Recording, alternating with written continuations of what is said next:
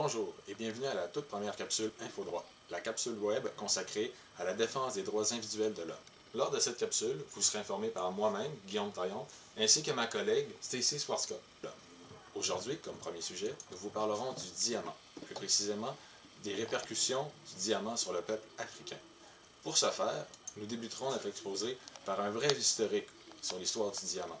Nous enchaînerons par la suite en discutant du secteur minier, qui comportera une section sur les pays producteurs, la spécification de la pierre, le type de mine, les méthodes d'extraction et de production. Nous poursuivrons en discutant des impacts financiers, les marchés, les données économiques, les comparaisons entre le diamant d'Afrique et du Canada, ainsi que les conditions monétaires des travailleurs. Finalement, nous discuterons de l'impact social du diamant. Nous étudierons les deux secteurs, soit formels et informels, les effets sur la population, la contrebande, la corruption gouvernementale, les guerres civiles, et discuterons du processus de Kimberley. D'abord, un bref historique. Le diamant fut découvert, selon la légende, il y a 6000 ans, en Inde. Historiquement parlant, cependant, les premières traces de diamant n'ont été répertoriées qu'il y a 3000 ans. Le mot diamant tire son origine de l'ancien grec, adamas, qui signifie invincible. Son unité de mesure, le carat, tire tant qu'à lui son origine d'un mot arabe, le carob, qui est la graine d'une fève que l'on nomme le courbier. Elle était utilisée pour pouvoir peser les diamants les uns par rapport aux autres. Ancestralement, le diamant n'avait aucune valeur. Les anciens croyaient plutôt que le diamant était le fruit des étoiles. Il était associé à la religion et au monde divin. C'est la raison pour laquelle le diamant fut utilisé pour orner plusieurs symboles religieux. La valeur du diamant n'est apparue qu'au 1er et 2e siècle chez les Romains. Sa valeur lui était uniquement accordée par rapport à sa rareté et non à sa pureté. Et ce n'est qu'à partir du 14e siècle que le diamant a acquis une valeur monétaire suite à la coupe que nous lui avons attribuée pour ainsi devenir un symbole de puissance, de richesse et de luxe.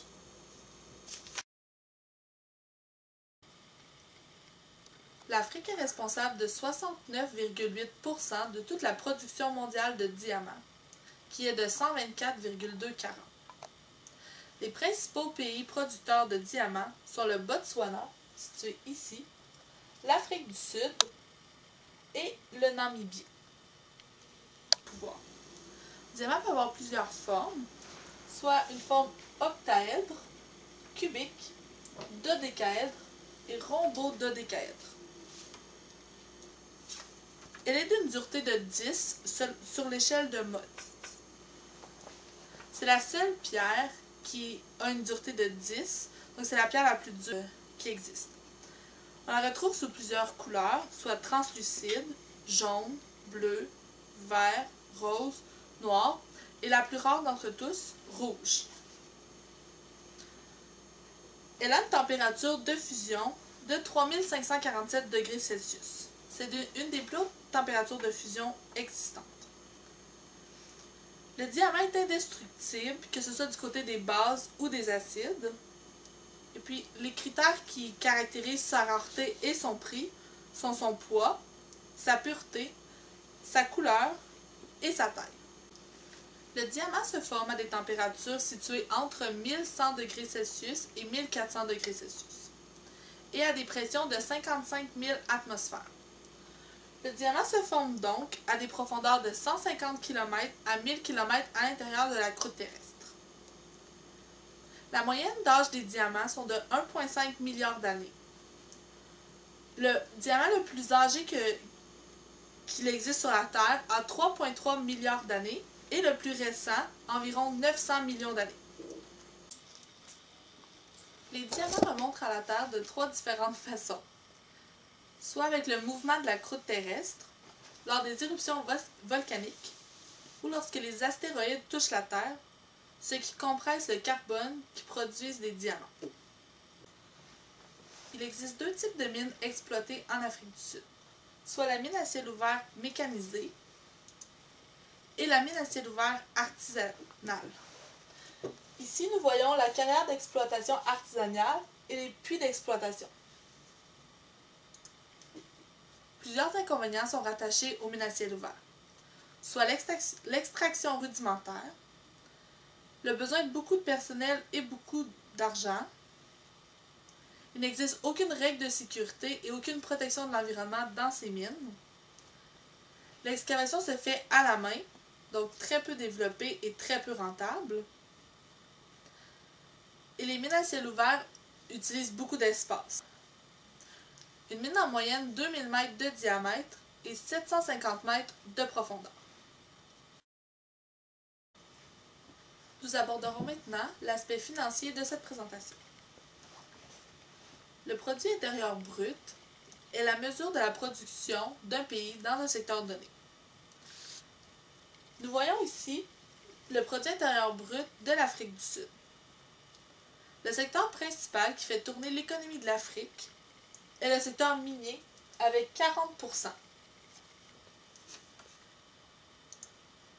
En comparaison avec l'Afrique du Sud, le secteur minier du Canada est seulement que 8% de son produit intérieur brut.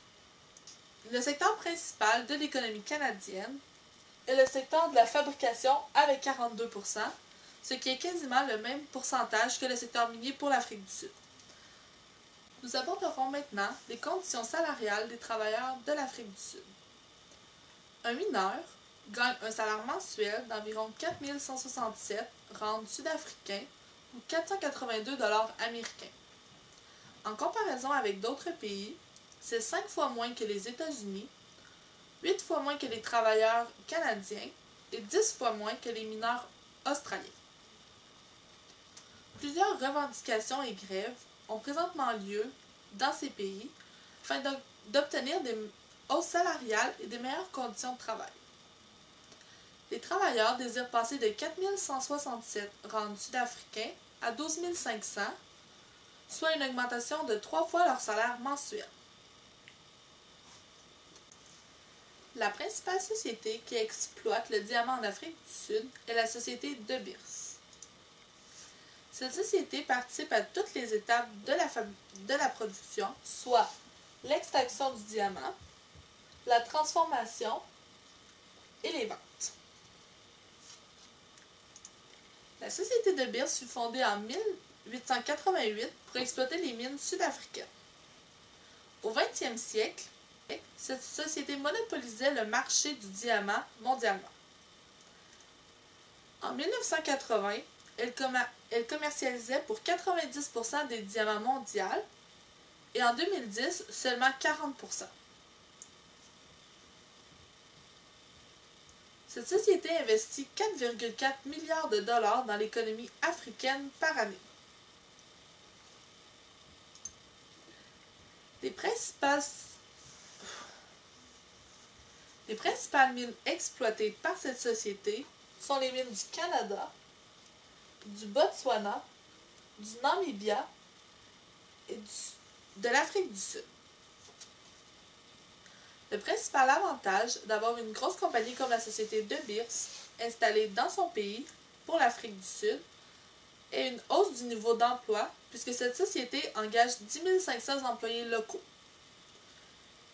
Elle effectue un développement territorial puisqu'elle exploite les mines sur le territoire de l'Afrique, un investissement social pour tout l'argent investi dans le pays et offre une ristourne gouvernementale sous forme de taxes et d'impôts.